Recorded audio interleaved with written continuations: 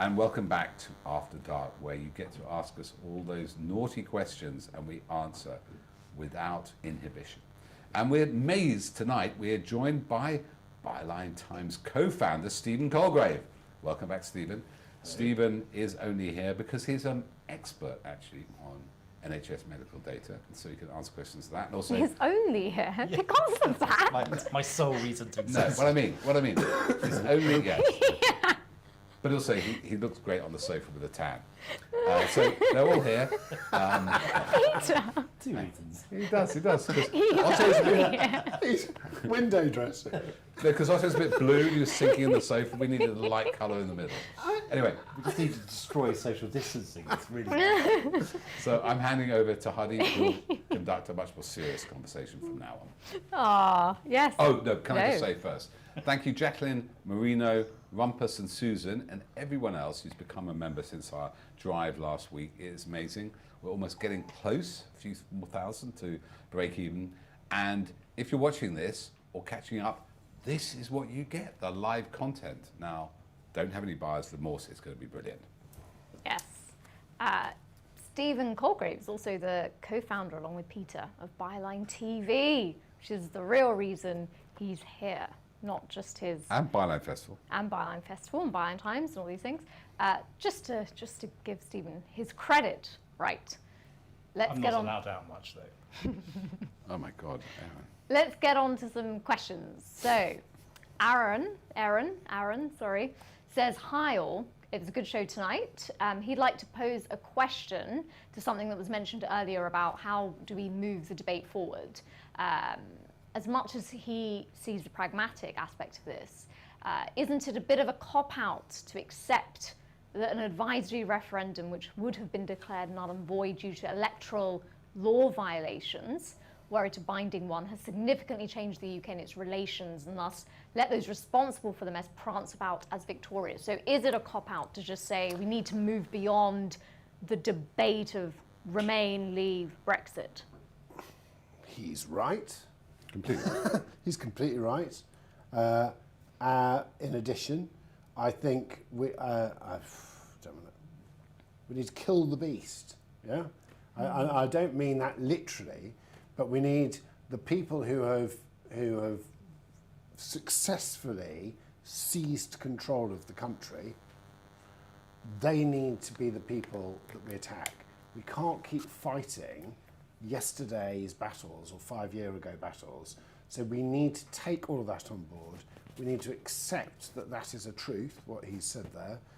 And we all, but primarily, if you oppose this, which I think I certainly do, and I'm sure all of us do to some extent, I think you've got to attack the people in charge now sensibly, and you've got to knock that narrative, and you've got to find somebody else who can come in and replace them. That's what I think. I think Peter had a good point too, though, which was that we know that a large number of people who voted for Brexit were actually lied to. So therefore, it's very difficult to blame them completely for something which they were really hoodwinked about. I agree, and believe. And also, I have friends Look and at those family. farmers. Yeah, I have friends and family who, I'm sure we all do, who voted Brexit.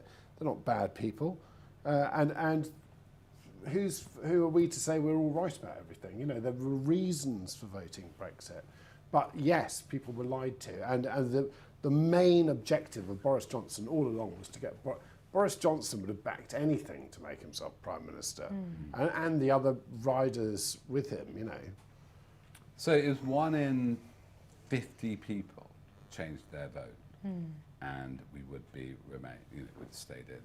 And I'm amazed that I know 5 people personally, very close personally. Our production team, people like Shamir Sani, whistleblower from Vote Leave, Chris Wiley from Cambridge Analytica, Peter Oborne. So I know 5 people who've changed their minds, and so people do. What I'm saying, some people say people never change their minds, they do. But when you're stuck with the world we're living in, we can't go and relitigate that. And my only thought of it is what Aaron says is completely right. Secure electoral law, stop, never have an advisory referendum, have a clarity law like they have in Canada, which you can't have. You have to explain abortion. The great, the vote in Ireland about abortion law. They explained what both options would be. Leave was, according to Daniel Hannan, staying in the single market. It was everything you ever wanted it to be. It was a mess, wasn't it? And it was just extraordinary. But my only one bit of solace I ever go to on this is that it revealed everything was wrong with this country. Etonian privilege, lackadaisical laws, expectation of norms, decent people being in charge. And everything that's wrong with this country was always wrong. And it's exposed it. And the assumption that powerful people tell the truth. Yeah, exactly. And, they don't. In fact, they never have. Yeah, But they were better. They were slightly. Margaret Thatcher, she almost resigned because of some vague lie about Leon Britton and Westland. Do you remember this? That was desperate for a career in like 1885. Oh yeah, I mean all those 80 scandals which brought ministers and people down. I mean, you'd laugh at it now. Yeah, yes. Was that actually a better world either? Because are people having an affair? Should everybody who has an affair, for example, be brought crashing down? No, we don't want to live in a sort of moral police state. And at least we're not going to war with countries, the other side of the world. But lying was something. Lying, you yeah. were caught out telling an untruth. Yeah. You did have to resign. Yes. But now it's just Profumo, it's a badge of honour now, isn't it? Yeah, I mean now they don't. Nobody cares. I mean you've got the liar in chief as your prime minister, a man who has made an entire career out of lying, and that's. There's no libel in saying Boris Johnson's a liar because he is a liar. But I think the thing is now it's not lying. You're just seeing he spanned that very well. Yeah. He spanned that very well. Well, with Matt Hancock and Leveson, I realised what Matt Hancock's like with the Leveson DCMS committee, and he lies about this Leveson too. And what you go, this guy's a brilliantly barefaced liar, and that's why he's been promoted. Priti Patel lied about going to visit Netanyahu and doing this Israeli lobbying. She didn't get away with it, and she gets away with it now. That's what they promote them for. I think this point that you mentioned, Otto, on the show about common sense, and hitting them on those points that we know, regardless of, the identities people have around the Brexit debate, what's actually happening and what are the effects and who's going to be held to account for that. And I think, we're in a particularly sticky situation with that because in sort of normal times, if there are any these days, you'd have the opposition who would hold to account the government on these points. But of course, we know that the Labour Party itself is sort of mired in its own sort of divisions and confusion around how to look at the Brexit debate. But I think what we try and do, at least on Byline Times, is try to understand. It's not about forgetting and just saying, well, let's all go down the pub with these people and let it all lie. But it's sort of, I think the understanding is key, and sort of, I've got a film that's going to be out on this soon, which looks at why Priti Patel, herself the daughter of immigrants, does not have a liberal view towards immigration. Why is she a Brexiter? Why did my parents, who are Indian immigrants, vote to leave the EU? And the aim of that is just to try to increase that understanding. So the thing is, the point, when somebody's asking me, do you sympathise with these farmers? I don't feel sympathy with these farmers. They made a lot of money, they're rich, they impoverished my life because my kids. It's not about sympathy, really, though, it really isn't. It's more about understanding why these people voted. Now, your parents, your relatives voted for Brexit. Yeah, and they don't regret it. So when people tell me it was just a racist vote, it doesn't work. Yeah. You're not understanding. There's very clear-cut Britain first, the terrible murder of Joe Cox, assassination. Yes, there was a racist, very far right-wing element, but that's 10, 15, 20%. More than half the electorate just voted for it. We have to understand that. Yeah.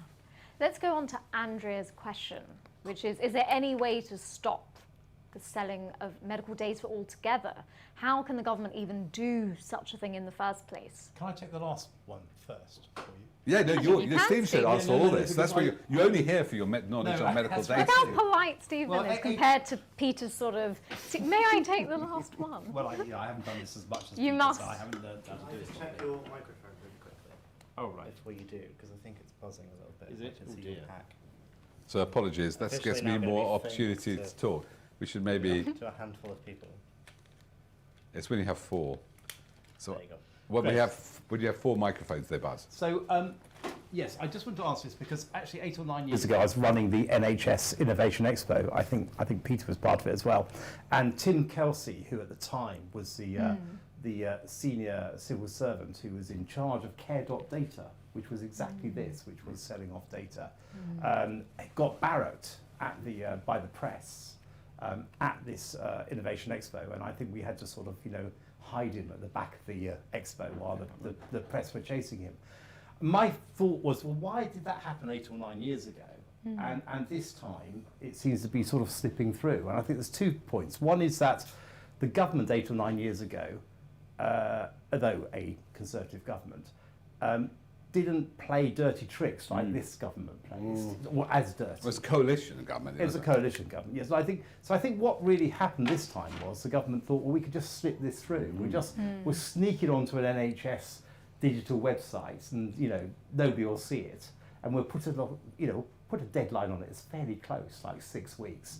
And if they don't see it for 6 weeks, then we can always go back and say, well, it was there. We made it publicly available, this knowledge. We put a link to opt out, and none of you bothered to do it within 6 weeks. So I think that's one thing. The second thing is that the mainstream press absolutely vilified care.data.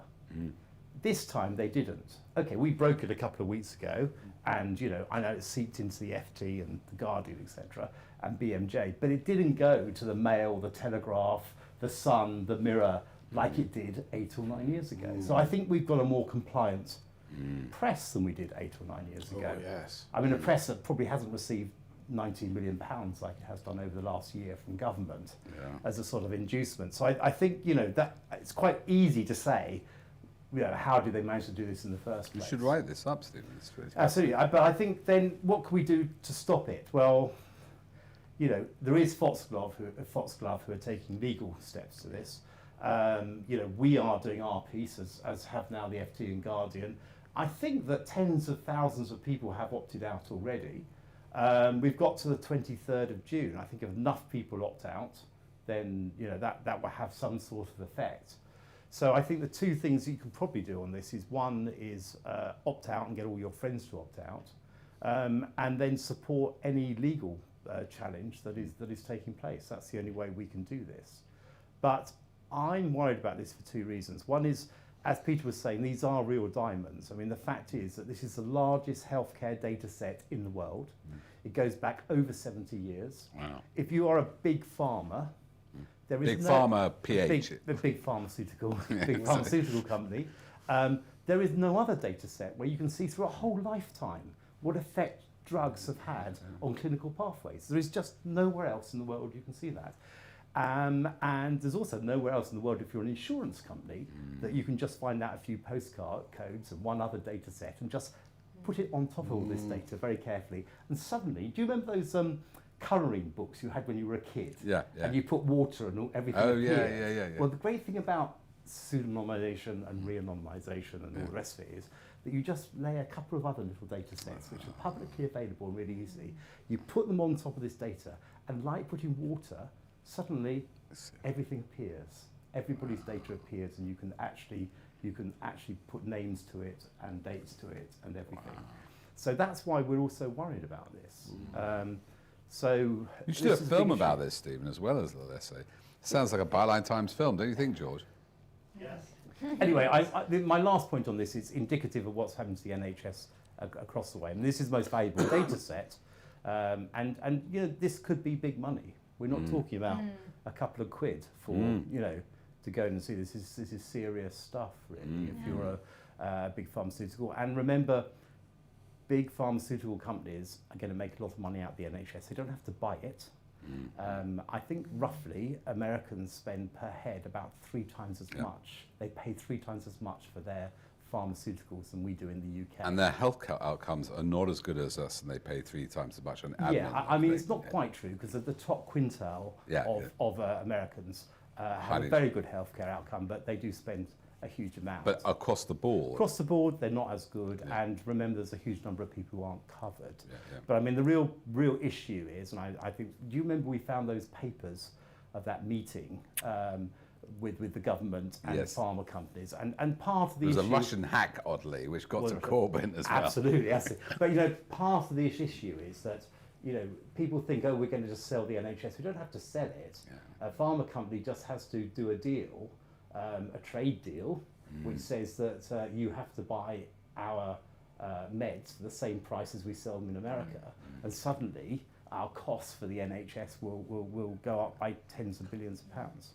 Another thing to look forward to. Exactly, and that's a really significant point, that one about creeping privatisation in different ways, and also that this government in its current incarnation is really ruthless. So if you are concerned about this latest GP data grab, then do use social media for the positive side of it, which is share the links to the articles, the opt-out, and do spread the word, because it's the government is ruthless. So Absolutely. it's and it's becoming more that way.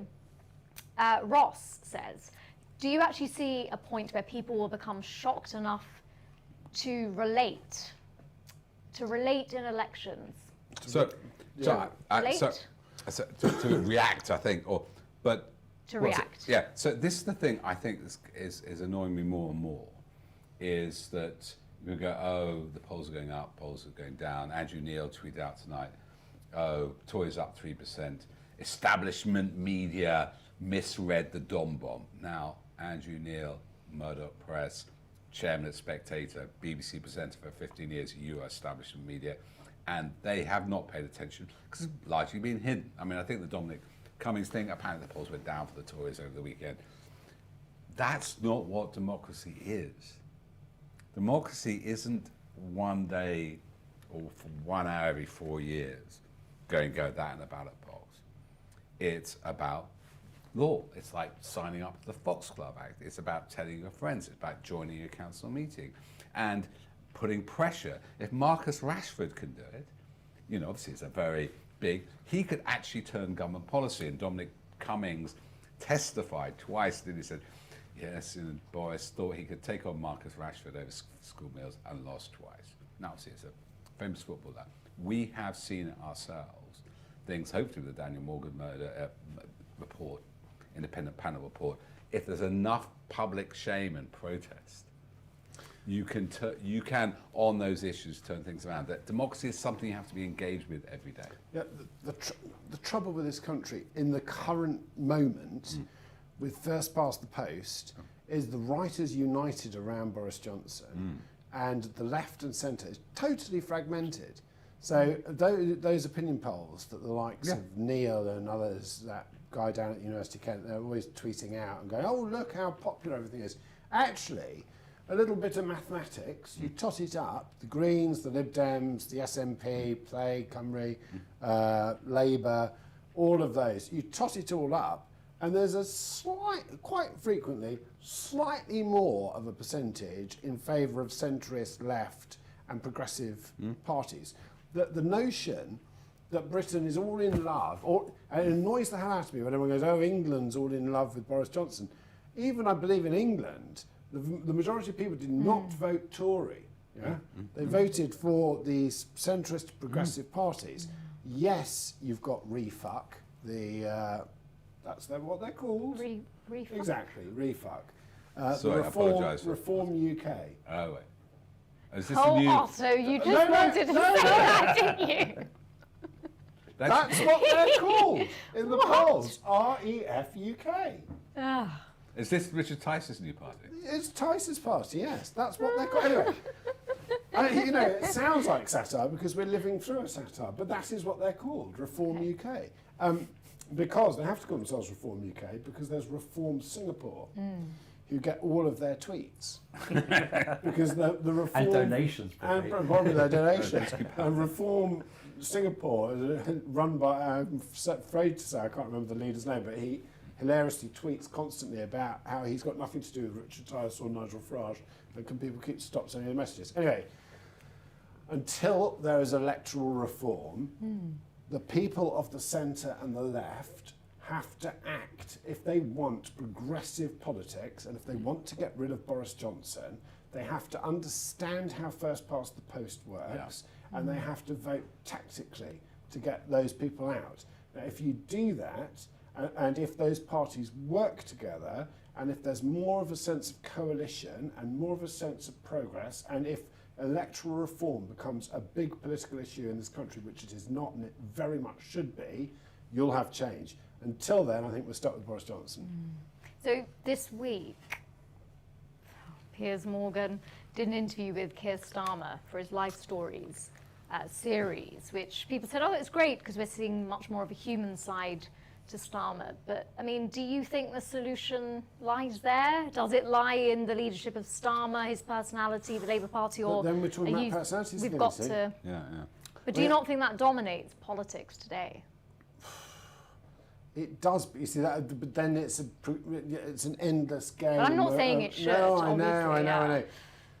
I don't want to criticise Starmer. The people I know who've met Starmer and the people I know who've interacted with him, which is a handful of people, and one person I know who actually knows Starmer personally, all say that he's a remarkable, fairly humorous person in private, who's very thoughtful and very intelligent and wants the best for this country. But that is not cutting through. And unfortunately, if you've got the Johnson element going on, you do need to fight fire with fire, you know. Can I be a little bit more positive? Who would have thought a year ago that we'd had Dominic Cummings' testimony? You have this courtier system. You have a system of cronyism, I would say, people enriching themselves, which is very unstable. So within a year, you know, if I told you this time last year, no, Dominic Cummings would say he wanted everybody dead, that he was a useless prime minister, Matt Hancock should do it, we'd go, that's amazing. So we're in very unstable times. And on this personality thing, here's the one that intrigues me, and you did a brilliant pastiche, what Carrie did next, last February, I mean, 15 months ago, and it showed, I think I helped a bit, there's Mrs. Danvers was played by Yes, you did some Dominic good, coming in, yeah. and it was all about Dylan, Yeah. and we dropped it because then she was going to be a mother, we didn't think it was appropriate. But those tensions were there. Now, she's being called the First Lady. Yes. By Okay, since personality we're politics. after dark, and nobody's allowed to spread this any further, when I wrote that article, a very well-known tabloid journalist, who I will not name, Who might know appeared, I'm not saying, appeared in my direct messages, "You're insane, you've gone nuts, this isn't funny, this is insulting, da da da da da." It was satire, it was quite clearly satire. And actually, you know, I've got fairly thick skin, but this guy and I had followed each other for a fairly long time. This is somebody who's fairly close to those two people, and behaved like I'd gone mad.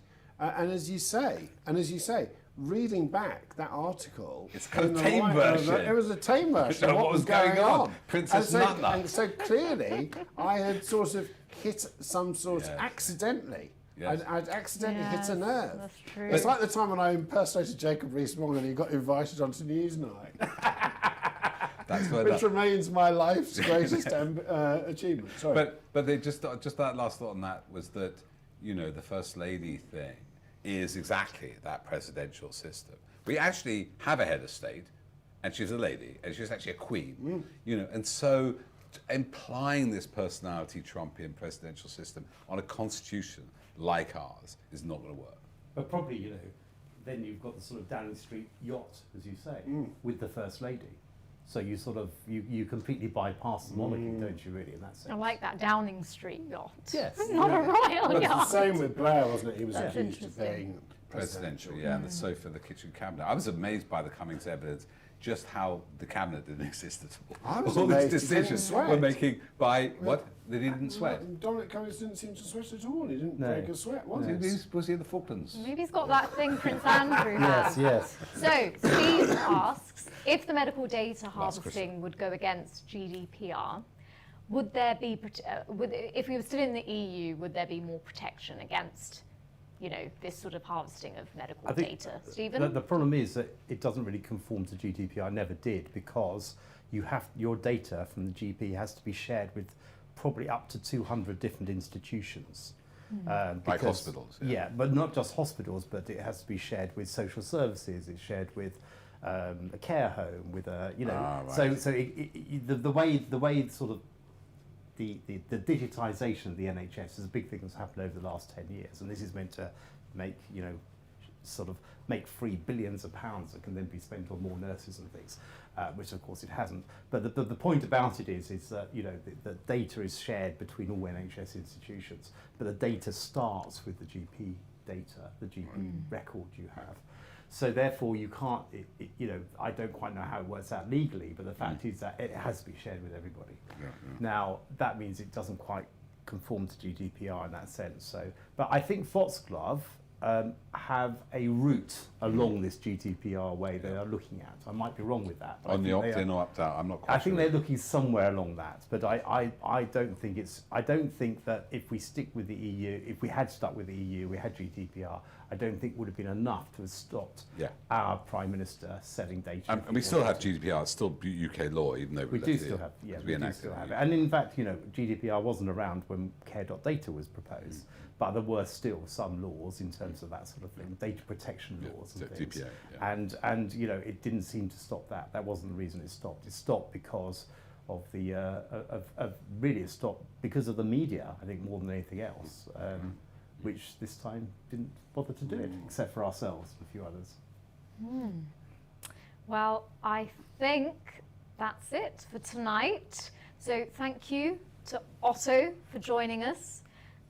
Stephen, you fulfilled your sole reason why you were with us tonight. Thank you. By answering lots of questions and about wearing data. And wearing the right coloured jacket. I'd just say that if you're watching on Catch Up, so much for joining us and becoming a member. This is especially only for you because you support us and make this all possible. And don't forget to share the show with your friends. Yes, please do keep spreading the word with Byline TV. We rely on people subscribing. So if you do enjoy what we do, please do pass it on to a friend. You can also support Byline Times as well, which helps to fund Byline TV by signing up to our print edition on bylinetimes.com. And Otto's book is available from Thursday. It's called Fake History. So do go and grab yourself a copy. But to everyone watching, thank you so much. We hope you enjoyed tonight's show, and we'll see you again next week. Bye.